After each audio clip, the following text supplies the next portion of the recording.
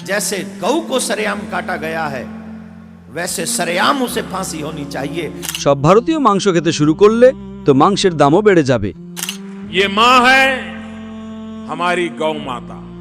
তো আমার কোনো অভিযোগ নেই আপনারা যদি মাংস না খান। क्यों गौ हत्या पूरे भारत में बंद नहीं हो सकती? তাহলে আপনারা 2 মিনিটও বাঁচতে পারবেন না।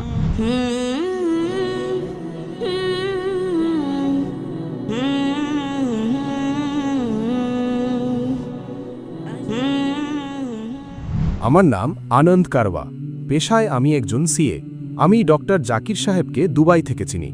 সেখানে আমার একজন মুসলিম বন্ধু ছিল, সে আপনার সম্পর্কে আমাকে জানিয়েছিল। আমি আপনাকে ধন্যবাদ জানাই যে আপনি ইসলাম সম্পর্কে অনেক ভুল ধারণা দূর করেছেন। মুসলমানদের সম্পর্কে আমার কাছে যে ভালো কথাগুলো মনে হয় তা হলো মুসলমানরা বেশিরভাগ সময় মিথ্যা বলে না, কাউকে ধোঁকা দেয় না, অন্যের টাকাও আত্মসাৎ করে না। কিন্তু আমার অনেক কষ্ট লাগে, কারণ আমাদের ধর্মে গরু হলো গৌমাতা। আমার মুসলমানদের কাছে একটা কথা জানার আছে যে তারা গরুর মাংস কেন খায়। আনন্দ ভাই প্রশ্ন করেছেন। তিনি বলছেন যে তিনি আমাকে দুবাই থেকে চেনেন মাশাআল্লাহ, এবং কয়েক বছর ধরে আমার লেকচার শুনছেন। আর তিনি বলছেন যে তার অভিজ্ঞতা অনুযায়ী তিনি মনে করেন যে মুসলমানরা ভালো মানুষ, সত্য কথা বলে, মিথ্যে বলে না, কারো টাকা আত্মসাৎ করে না। কিন্তু একটা তার কষ্ট লাগে, গরু হলো হিন্দুদের গৌমাতা, আর মুসলমানদের সম্পর্কে একটা বিষয় যা খটকা লাগে যে মুসলমানরা গরুর মাংস কেন খায়, এটা তার প্রশ্ন। হ্যাঁ, আমি প্রথমেই বলতে চাই ভাই সাহেব আনন্দজি, যে একজন মুসলমান ভালো মুসলমান থাকতে পারে শতভাগ নিরামিষভোজী হওয়ার পরেও। একজন মুসলিম একজন ভালো মুসলিম হতে পারে একজন সম্পূর্ণ নিরামিষভোজী হওয়ার মাধ্যমেও। সম্পূর্ণ নিরামিষভোজী হওয়ার পরেও একজন মুসলমান শতভাগ ভালো মুসলমান থাকতে পারে। কিন্তু যেহেতু আল্লাহ সুবহানাহু ওয়া তাআলা আমাদের রব, আমাদের সৃষ্টিকর্তা, কোরআন মাজিদে আল্লাহ তাআলা বলেছেন, সূরা মাইদা সূরা নম্বর 5 আয়াত নম্বর 1-এ আল্লাহ তাআলা বলেছেন যে আপনারা ওই চতুষ্পদ প্রাণীদের মাংস খেতে পারেন যাদের আমি অনুমতি দিয়েছি। আল্লাহ তাআলা বলেছেন সূরা নাহাল সূরা নম্বর 16 আয়াত নম্বর 5-এ যে আপনারা গবাদি পশুর মাংস খেতে পারেন। কোরআনে উল্লেখ আছে সূরা মুমিনুন সূরা নম্বর 23 আয়াত নম্বর 21-এ যে আপনারা গবাদি পশু থেকে আপনারা পান দুধ, তাদের থেকে পান আপনারা উষ্ণতা, আর আপনারা এদের মাংস খেতে পারেন। তো যখন আল্লাহ সুবহানাহু ওয়া তাআলা আমাদের সৃষ্টিকর্তা, আমাদের মালিক বলছেন যে আপনারা মাংস খেতে পারেন, তো কেন আমাদের খাওয়া উচিত নয়? কিন্তু আপনারা অন্য পশু জবাই করতে পারেন, আমাদের গৌমাতাকে কেন? ভাই আপনি উত্তর শুনুন।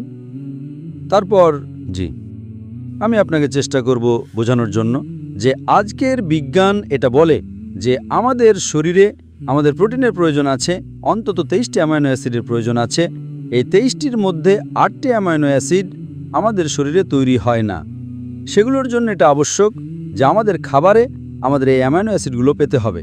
এমন কোনো নিরামিষ, এমন কোনো শাকসবজি নেই যার মধ্যে 8টি অ্যামাইনো অ্যাসিডই উপস্থিত আছে। মাংসে, গোস্তে 8টি অ্যামাইনো অ্যাসিডই উপস্থিত আছে। একে বিজ্ঞান বলে সম্পূর্ণ প্রোটিন, সম্পূর্ণ খাবার। আজ বিজ্ঞান এটা বলে যে মাংস জাতীয় খাবারে, গোস্তে প্রোটিন আছে, নিয়াসিন আছে, ভিটামিন B1 আছে, এতে স্বাস্থ্য ভালো হয়। আর আজ আপনারা দেখবেন যেসব প্রাণী যারা নিরামিষভোজী, যারা শুধুমাত্র শাকসবজি খায়, ভেড়া, ছাগল, গরু, আপনারা দেখবেন এই প্রাণীদের দাঁত, এদের চ্যাপ্টা, তাদের নিরামিষভোজী প্রাণীদের দাঁতের গঠন আছে। এরা শুধু শাকসবজি খায়, মাংস খেতেই পারে না। যখন আপনারা দেখবেন মাংসাশী প্রাণীর দাঁত, বাঘ, সিংহ, চিতা, তাদের তীক্ষ্ণ দাঁত থাকে। এরা শুধু মাংস খায়, শাকসবজি খেতেই পারে না।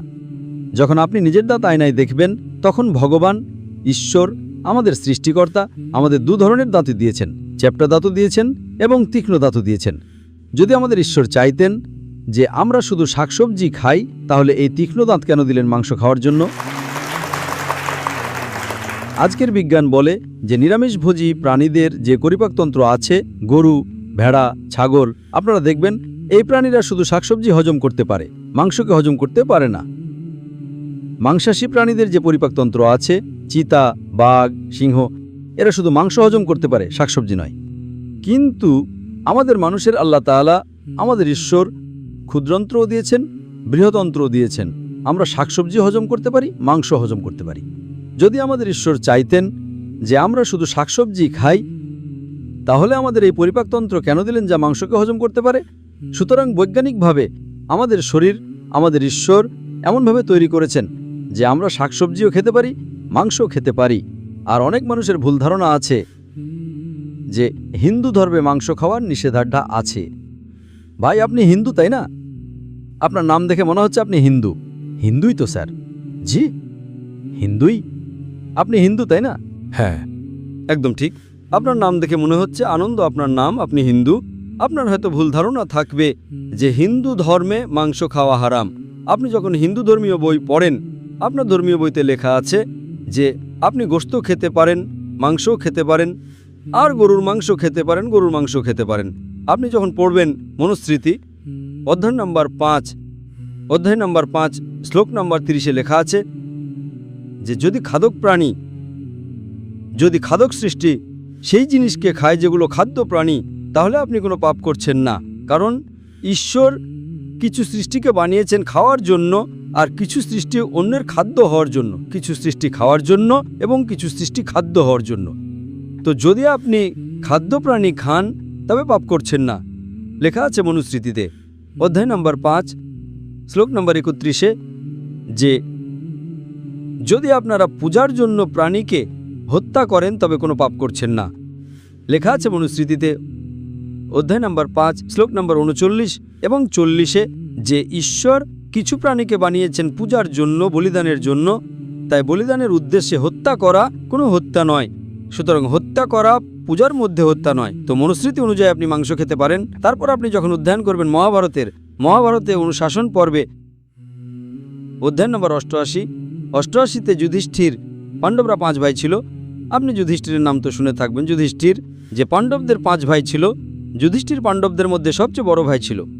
সে ভীষ্মকে জিজ্ঞেস করে যে আমরা যজ্ঞে, পূজাতে কি খাবার দেব যাতে আমাদের পূর্বপুরুষরা খুশি হবেন।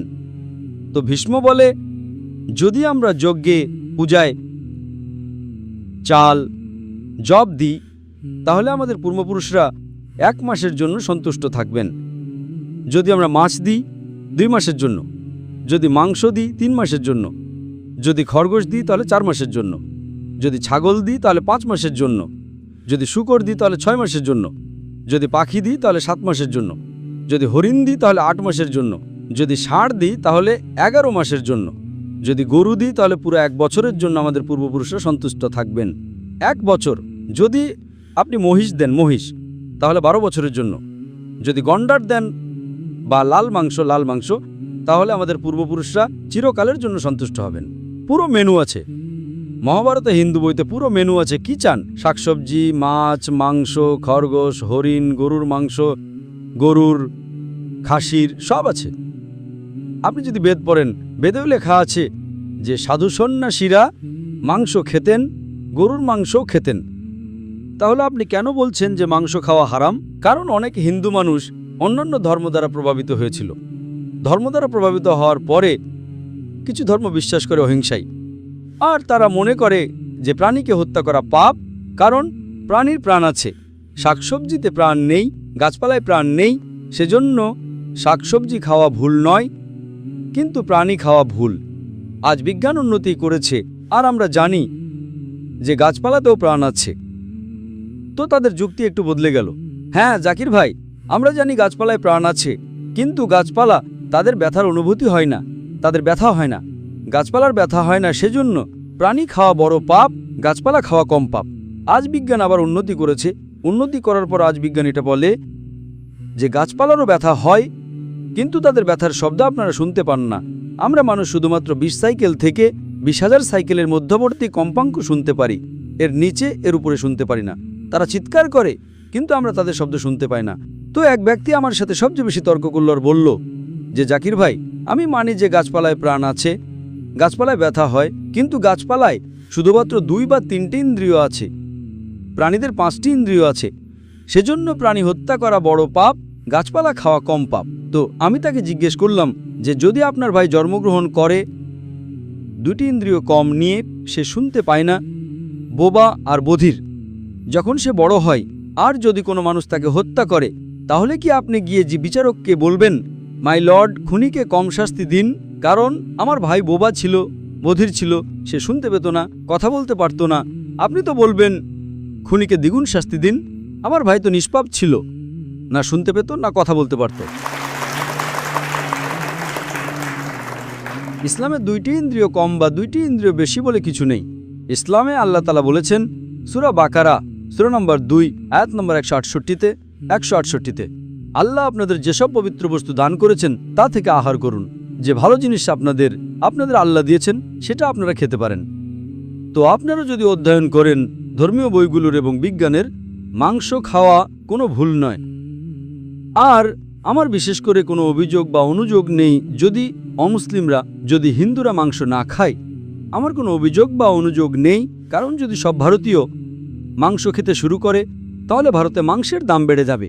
আজ মূল্যবৃদ্ধির যুগ, পেট্রোলের দাম বাড়ছে, সব ভারতীয় মাংস খেতে শুরু করলে তো মাংসের দামও বেড়ে যাবে। তো আমার কোনো অভিযোগ বা অনুযোগ নেই আপনারা যদি মাংস না খান। কিন্তু যদি আপনারা এটা বলেন যে মাংস খাওয়া ভুল, তাহলে আপনারা আপনাদের ধর্মীয় বইগুলো সম্পর্কে জানেন না আর বিজ্ঞান সম্পর্কেও জানেন না। যদি আপনারা বলেন কারো প্রাণ নেওয়া উচিত নয়, তাহলে আপনারা 2 মিনিটও বাঁচতে পারবেন না।